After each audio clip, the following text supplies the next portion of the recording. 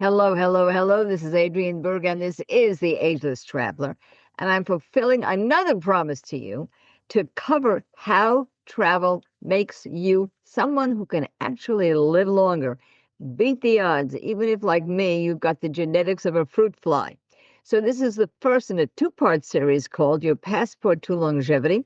And in this part, we're going to talk about the cognitive changes that take place that last all your life and strengthen you neurologically and cognitively for the rest of your life. And we're going to talk about some of the physical changes, some of the cell strength that you accumulate when you travel. Now, tell the truth. How many of you, and unless you're driving, please raise your hand. Even if somebody could see you, I'd like you to raise your hand and tell me if you consider travel part of your healthcare budget. I bet you don't. I bet you look at the cost of travel only under the column of leisure activities or disposable income or having fun or entertainment. Well, the fact is that you can live longer and actually spend a whole lot less on healthcare if you travel and you travel the right way. So let's delve for just a moment in a brand new world for many folks, and that is the world of geroscience. Not aging, not gerontology, not old age, but geroscience. That is the way human beings age from day one to their very last moment. The passport to longevity means that ability to live longer, but not just longer, also healthier and have a longer health span is engendered by travel. Now, this is not just an emotional sort of thing, or it gives you more fun in your life, or they say, more life in your years. No, it actually gives more years in your life. And the NIH, the National Institute of Health, the National Institute of Aging, researchers in particularly Singapore, the United Kingdom, and the US, with an emphasis on Stanford University, London College, King's College, many others, are doing longitudinal, that means long time studies, and they show some really interesting facts. One of those facts is that you can beat your genetics. It's called the 80-20 rule. About 80% of how long you will live depends on your lifestyle. Only about 20%, and that's going down, some say only 8%, has to do with your actual genetics. And that's great for me because my dad, many of you already know, passed away when he was 42 years old. His genetics was terrible.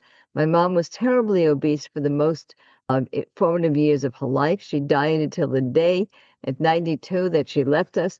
And I have to tell you that I have those genetics and maybe even worse. And yet, I beat him. So far, so good. Now, did I do it simply by waking up in the morning and saying, I'm just going to exercise. I'm just going to eat right? That's very hard to do. It's very hard to do unless you have a great big why in your life, what lights you up. For those of you who know about volunteering and travel, you know it lights me up. And if it does that to you too, that can make a great contribution to the why that I still do, including this very day. Went to the gym no matter what. I got off the ship yesterday from a 3-day cruise that you'll read about in Travel Tuesday. I actually lost 1 pound. I don't know if I'll keep it off, but I actually lost 1 pound on a cruise because that's how diligent I am. But I don't have to be because the truth is, I'm now at a stage where I have the habit of life enjoyment. And what does that do for me? Well, there's some wonderful books. One is my favorite, What Happy People Know. And that is you cannot harbor joy, awe, and excitement and fear at the same time. They're just contraindicated. The brain can't emotionally submit both of those to you at the same time. So if you're filled with awe, if you're filled with possibility, if you're filled with the possibility of travel or anything else that lights you up, you will simply be less afraid. And once you are less afraid, the neurons in your brain really begin to charge without hesitation. So what happens when it comes to geroscience and the travel aspects of aging? Well, let's take a look at a couple of things. First of all, It's been well documented by scientists that novel experiences, meaning being in different places that you are generally not expected to be, make a difference in the brain. And we recently had a podcast on anyone could be an adventurer. And it was the same science behind that. Because what happens is when you are very excited in a positive way, even if you're on a zip line and you're a little bit concerned, can I really do this? Dopamine, adrenaline begins to drench the brain. It begins to challenge the brain. And when you do that, you actually do create new and different neural connections, very healthy neural connections. And it strengthens you just like a muscle would in your body. It strengthens and increases the neurological pathways of the brain. So from a cognitive point of view, travel, putting yourself in a new situation, taking yourself out of your old situation, whether it is simply going on the beach or having a great resort or a wonderful meal somewhere in Paris, it doesn't matter. If you want to double down on that, please do listen to our podcast, Anyone Can Be an Adventurer, and you will see how adventure travel makes that even more significant for brain changes. Because a brain on a challenge really does grow and really does change, but more importantly, it learns. Your brain is always learning. Imagine a healthy adult going on a wonderful vacation, learning to cook food that they've never been able to cook before, learning a foreign language, listening to music they've never heard before, maybe learning even to play that music if they're musicians. The cognitive changes in the brain are exponential. And if you're really doing something you've never done before, like kayaking or zip lining or wall climbing or flow rider surfing on a cruise, it makes a huge difference to the strength and neural pathways of the brain. And what has been studied and discovered is that women who vacationed at least twice a year were less likely to suffer from depression, chronic stress than those who did not vacation frequently. Even more interesting to me when it comes directly to longevity, men who did not take annual vacations, just one vacation a year, were significantly more likely to die over a 9-year period compared to those who did take at least one vacation a year. And that's the very famous Framingham Heart Study and the National Institute of Aging Cognitive Health Initiative. So we've got some real geroscientists working here and looking at the confluence of travel and aging. Now we're going to take a very short break.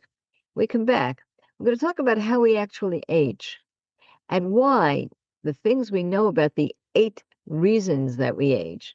And as science goes on, we're learning more reasons that we age. But right now, there are 8 big ones.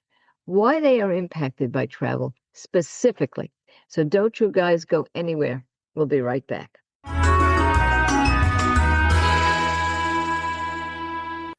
Did you know that 3,000 people receive the Ageless Traveler newsletter every single Tuesday, and it's free of charge?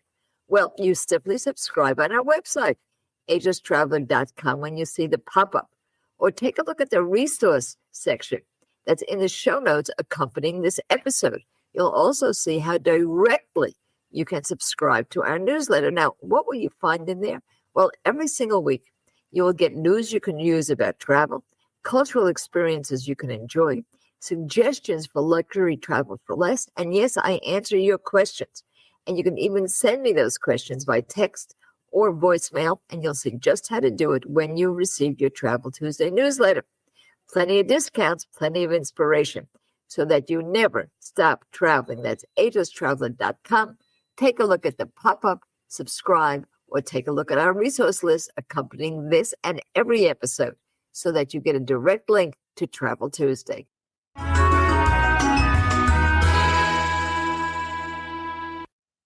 And now we're back, and let's talk about these 8 reasons that we all age as human beings. And this is a particularly wonderful synopsis of it, which was provided to me by Dr. Nir Barzilai, who's one of the most famous gerontologists in the world. His book, Age Later, is one that you'll see in the show notes, and you really ought to pick it up. Some of you do know that for about 2 years during COVID, I was the executive director of an institute called the Catalyst Institute. for the delay and prevention of age-related diseases. This Catalyst Institute introduced me to at least 80, that's 80, of the world's leading scientists, and among those leaders is Dr. Nir Barzilai. And here's what he has to say about aging. He has to say that there are 8 reasons that we age. And then the confluence of that with regard to travel we'll speak about in a minute. One of those things is epigenetics. Epigenetics is not your genetics or your genes, but how your genes express themselves. That means if you have, as I do, genes that give you a tendency to be extremely obese, it doesn't mean you have to be necessarily obese. You can do things, usually it's a change of diet, that intervenes in your usual genetics. It could be exercises. Now, we see that immediately when it comes to travel. The way that we speak about novel environments, meaning we've put ourselves in places where we can eat better, move more, exercise more, but not just 1 week a year, but on a regular basis. We can really intervene in our own genetic tendencies, and our genes will not express themselves in the negative way that they might if we left our lifestyle alone. Now, another thing, and it's very, very related in aging, is often called inflammaging. And that is inflammation in the body. And you've heard about that. You might be even taking some nutraceuticals or some vitamins that reduce inflation in the body. Well, this is all also part of epigenetics and how your genes express themselves. And if you walk, if you run, if you bicycle, you are very apt to be reducing the inflammation internally of your body that comes with aging. And if you have less, some people even call it inflammaging, not just inflammation.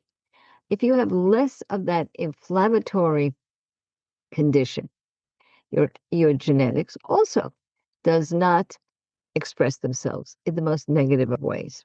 There was a wonderful scientific study called the bicycle study that simply had somebody use their leg for a long period of time bicycling, and the other leg didn't move at all. And that study proved that the cell and the inflammation on one side of the body where there was pedaling was much less than on the other. And again, for a more in-depth discussion of this, take a look at our previous podcast on Anyone Could Be an Adventurer, and you'll see how adventuring and movement make a difference to your life. Now, another reason that we age, and there are several, as I say, there are 8, and I will be putting this in an article for you so that you see all of them, including a slide, is a decrease in the quality of your mitochondria. Now, there's a lot of nutraceuticals that help you with mitochondria. That's just the sheath around your cells, and you want to strengthen them too. And movement does that for you. So you've got some indications of why we age and how we age that really make a difference and can change your genetics and the inevitability of your longevity through travel. One being that you simply are always in a new and novel environment. You have to interrupt what you usually do each day in order to function on vacation, whether it's a resort or whether it is climbing Mount Everest. You're still in a new and novel environment, creating new neurons, learning new things, strengthening your brain, and you are physically moving. A third reason that people age might seem a little bit touchy-feely in the light of the fact that I'm talking about geroscience, but geroscientists are working on this at the National Institute on Health and National Institute on Aging level right now, and that is our socialization. You may remember that our Surgeon General in the past made an announcement that isolation among older adults is as health defeating as smoking a pack of cigarettes. So there's an actual, not just psychological, not just emotional, but actually physical, biological connection between living longer and having more friends and being among people. And when I say friends, I don't mean lifelong buddies. That's wonderful. Everybody should have friends. There was actually a Harvard study that said people live longer by 7 years if they have at least 6 friends. And by that, they meant real people that they could rely on day to day. But it also works when you are in the community room on a ship and you're playing bridge with people you've never met. Or when you say, yes, I'm willing to sit with a shared table at the dining room on a ship or in a communal restaurant.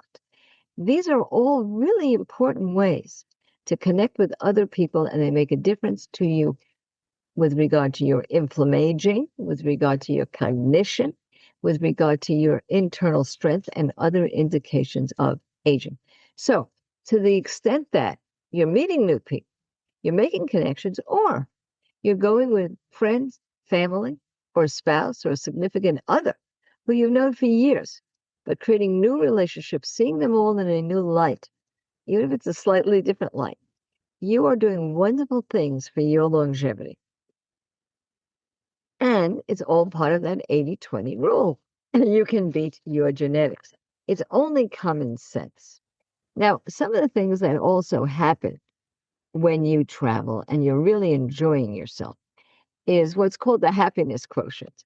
Now, it doesn't sound very scientific, does it? But actually it is. Dopamine and adrenaline flood your system. Sometimes that can make you fluttery if you're feeling fear. But it actually is a novel way to increase your neural connections in the brain and express greater happiness with life. And both Cornell University and London's University have studies on this, showing that people who travel increase their happiness because they're actually increasing a chemical in the body. Again, there's nothing wrong with good feelings. I love good feelings. That's the way we know we're doing well. But even if you didn't have them, you're doing well internally, cognitively, physically when you travel. It's a fascinating connection between travel and longevity. Now, let's take a look at other areas where travel really increases your ability to live longer. One of those, as we said, is involving yourself more with others, joining society more. This is so endemic to longevity that in our own National Institute on Aging, there are actually studies being taken up right now that suggest, now wait for this, because we're going to take a little bit of a break. When we come back, we're going to really unpack this new term, social prescribing. Write that one down. Social prescribing, or what I call take 2 book clubs and call me in the morning. Don't you go anywhere. We're going to come back. We're going to talk about social prescribing, travel, and longevity. We'll be right back.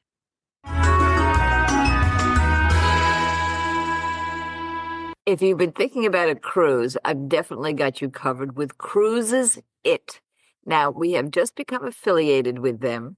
And who are they? Well, Cruises It is the top agency for all the main cruise lines and some of the less known cruise lines as well.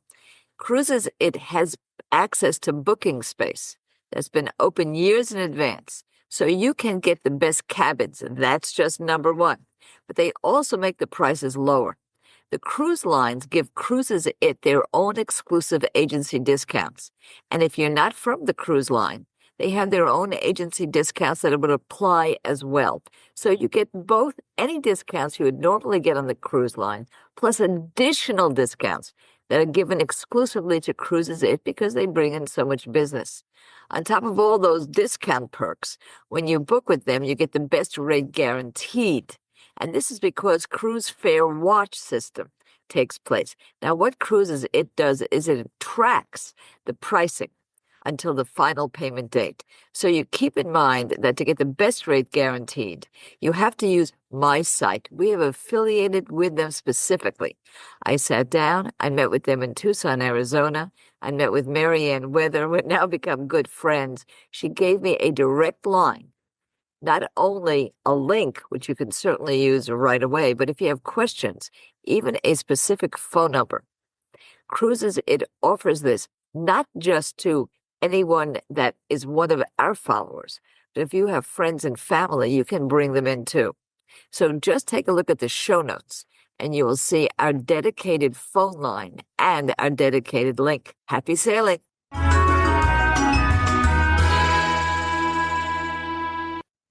Now, we're talking about your passport to longevity, by which we mean that travel, from a scientific point of view, actually does increase your ability to live longer.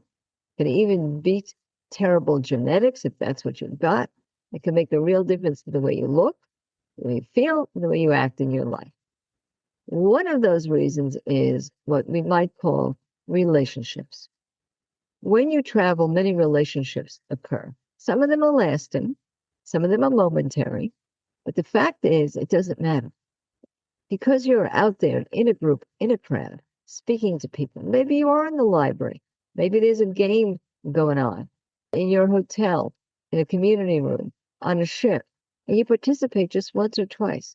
Or perhaps you do just simply enjoy the shows. When you feel together in a group, even if they're people who you'll never see again, it makes a difference to your health.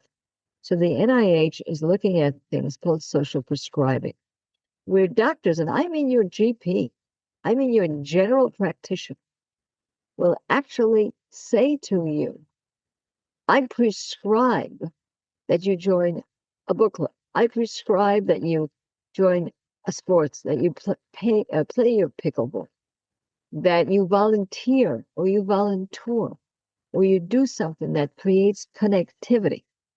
And in fact, there are documents all over the world saying that connecting people to activities, to groups that support and improve their health and well-being also helps you live longer. I'll just give you a few. There's a wonderful book called Why Brains Need Friends that explains exactly why you actually live longer and have stronger cognition when you have more friends.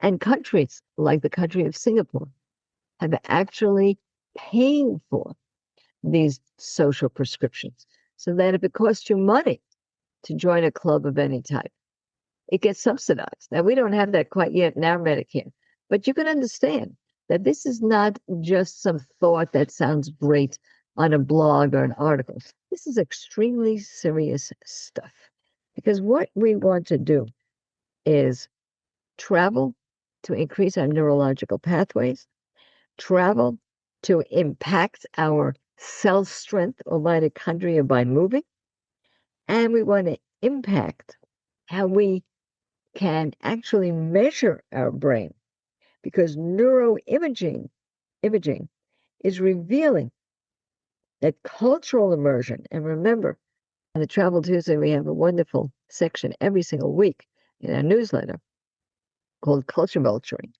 Cultural immersion makes you more empathetic, makes you calmer, makes you less fearful. And the more you understand the cultures of others, the healthier, not just the nicer you are, or the more sophisticated you are, or you can tell better stories, but you actually get healthier and you increase the neuroplasticity, the ability of your brain to withstand certain assaults that many of us do get as we get older.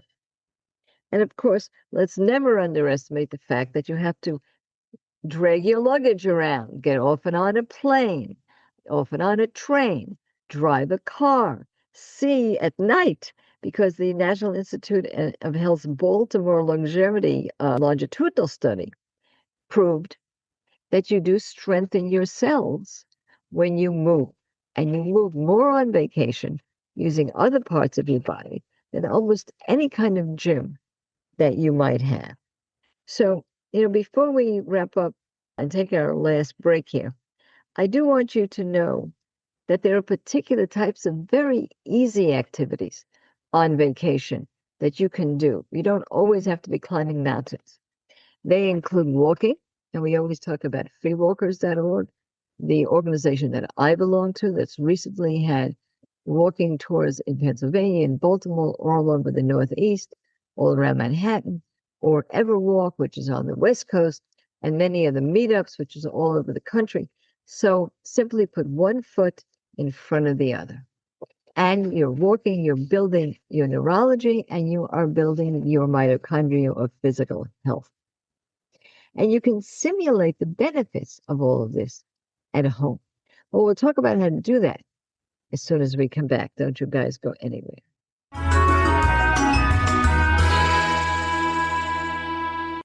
You may have been reading in our Travel Tuesday newsletters that travel increases your longevity. Over and over again, the research shows why.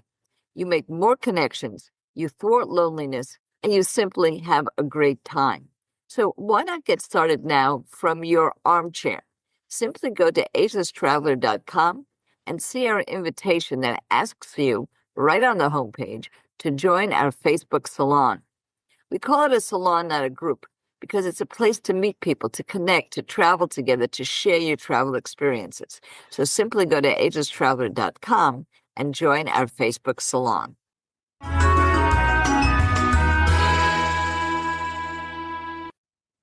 And now we're back and we're wrapping up part one, because I hope that I have convinced you that travel is your passport to longevity, that you are not only happier, maybe even a more interesting person. We want to do all those things, believe me.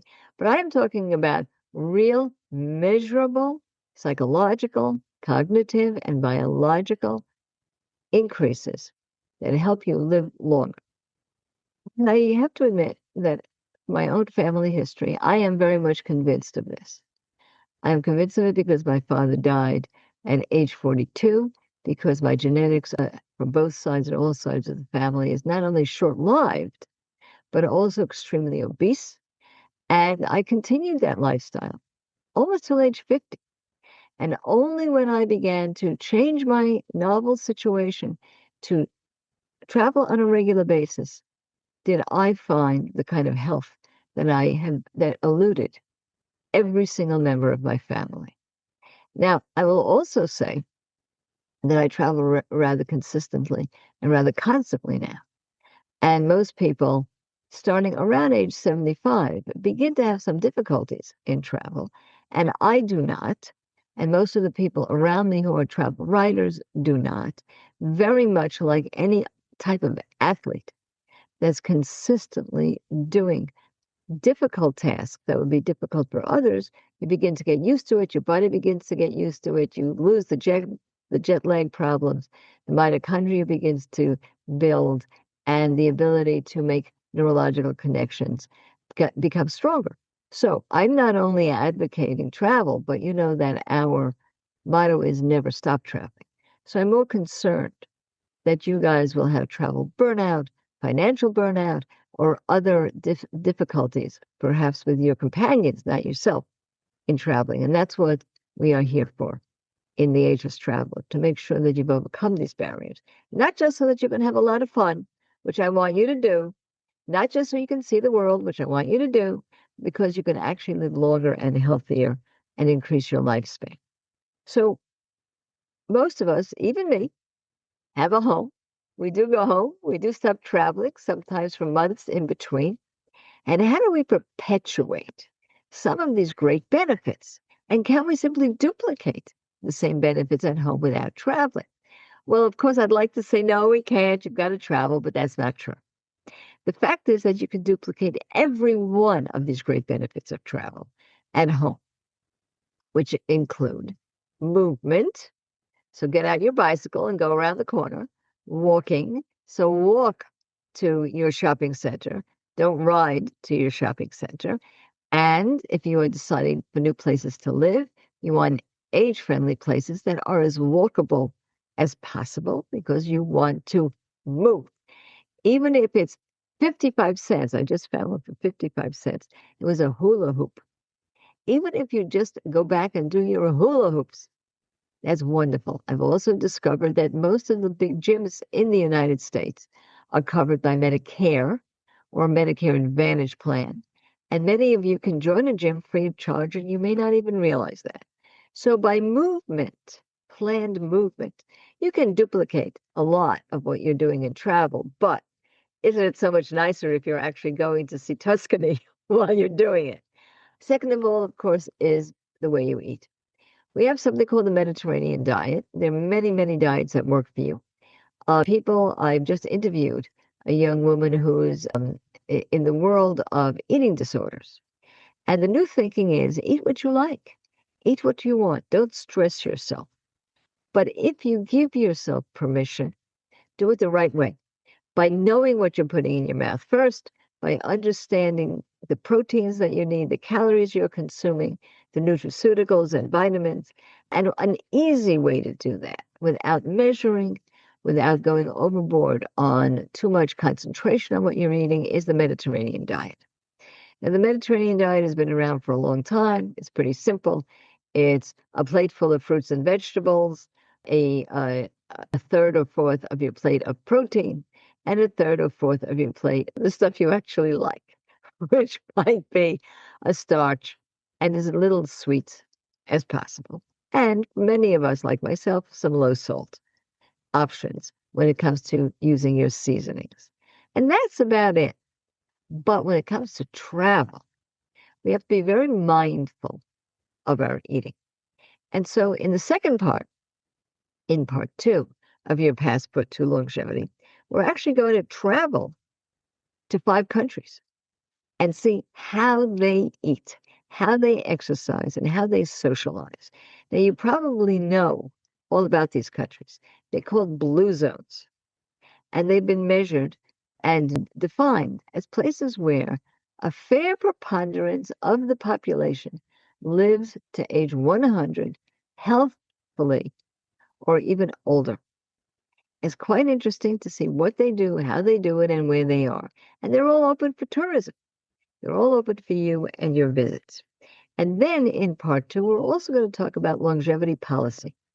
Countries all over the world, and even parts of the United States, that have a dedicated policy on the federal level, on their state levels, on their community levels, to keep you healthier, to keep you regenerating, to keep you restoring, and to include your longevity. So don't you guys forget to tell your relatives, your travel companions, and you yourself to be part of our consortium by going to our Facebook salon, The Ageless Traveler, by particularly subscribing to our weekly newsletter, which is growing and growing and growing, because we're going to be soon having some live streaming and even new ways for you to make money because you love to travel so much.